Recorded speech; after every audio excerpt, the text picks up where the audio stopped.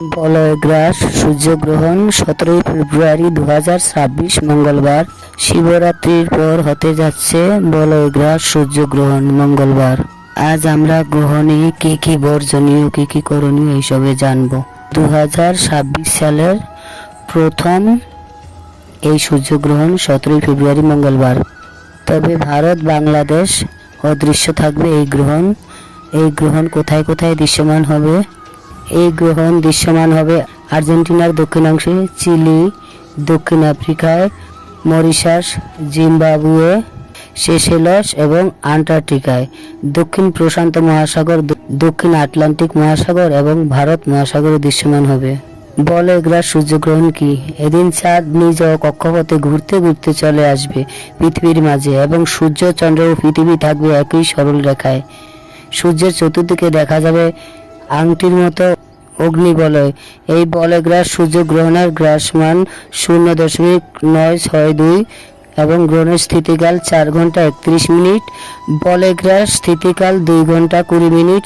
গ্রহণ দেখতে পাবেন বিশ্বের মাত্র 17 কোটি জনসংখ্যা। গ্রহণের সময় খাবার গ্রহণ, রান্না, তেল মালিশ, পানীয় জল গ্রহণ, মলমূত্র ত্যাগ, চুল আঁচড়ানো, দাঁত ব্রাশ করা, পরনিন্দা, ঘুমানো এবং যৌন সংযোজক ক্রিয়াকলাপে জড়িত থাকা নিষিদ্ধ।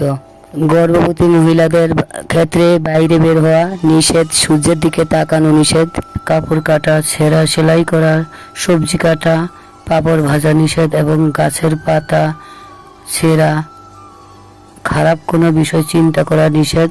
গ্রহণের সময় অধিক হরিনাম জপ, কীর্তন, শাস্ত্রপাঠ ও আলোচনা করা উচিত। মোবাইলে কৃষ্ণকথা শুনতে পারেন অথবা কীর্তন মেলায় হরিনাম শুনতে পারেন। এখন মায়াপুর কীর্তন মেলা হচ্ছে, সব ফোনও আপনারা দেখতে পারেন, মোবাইলে দেখতে পারেন, এগুলো শ্রবণ করতে পারেন। ভালো করে জপ করবেন, বেশি বেশি করে। এগুলি করতে হয় গর্ভবতী মায়েদের ক্ষেত্রে। এছাড়া গর্ভবতী মা ছাড়াও সবার ক্ষেত্রে এটা করা উচিত। সকলের ক্ষেত্রে গ্রহণের শেষ হওয়ার পরে স্নান করবে, খুবই ভালো। এবং ব্রাহ্মণ বৈষ্ণবকে কিছু দান করতে হয়। সেই রান্না থাকে, খাবার থাকে, সেটাকে আপনি তুলসী পাতা দিয়ে রাখতে পারেন। এটা কিছু কিছু আগে মানুষরা করতো, সেটাই আপনি করতে পারেন। সব কিছু ফেলে দেওয়া যায় না। ওই জন্য গ্রহণের আগের দিন বা গ্রহণের দিন, গ্রহণ লাগার আগে অল্প কিছু রান্না করে তাড়াতাড়ি করে খেয়ে নিতে হবে ভোগ লাগিয়ে। তারপরে যাতে গ্রহণে রান্না করতে না হয় সেদিকে চেষ্টা করবেন। গ্রহণের সময় ভগবানের সেবা পূজা সবই চলবে। অনেকে বলে যে গ্রহণের সময় ভগবানকে ঢেকে রাখতে হয়, এটা পুরোটাই ভুল। গ্রহণের সময় কোনো ভগবানকে ঢেকে রাখতে হয় না, গ্রহণের সময় ভগবানের সেবা পূজা চলবে। এই বছর সূর্যগ্রহণের দিন গঙ্গা স্নান করলে সহস্র গাভীদানের ফল লাভ হয়। 1000 গাভী দান করলে যেই পুণ্য হয় সেই পুণ্য হয়। তাই আপনারা গঙ্গা স্নান করতে পারেন। গঙ্গা যদি অনেক দূরে থাকে তাহলে আপনারা বাড়িতে জলকে নিয়ে গঙ্গা গঙ্গা গঙ্গা বা গঙ্গা মন্ত্র জপ করে গঙ্গেচ্ছ যমুনা চৈব গোদাবরী সরস্বতী সিন্ধু নর্মদা কাবেরী জলস্মিন সান্নিধিং কুরু, এই মন্ত্র জপ করে আপনারা করতে পারেন। আর মন্ত্র না পারলে গঙ্গা গঙ্গা গঙ্গা 3 বার করে ওই জলে স্নান করতে পারেন। যে সকল স্থানে গ্রহণ দৃশ্য সেই সব স্থানে এইসব নিয়মাবলী পালন করা খুবই শুভ।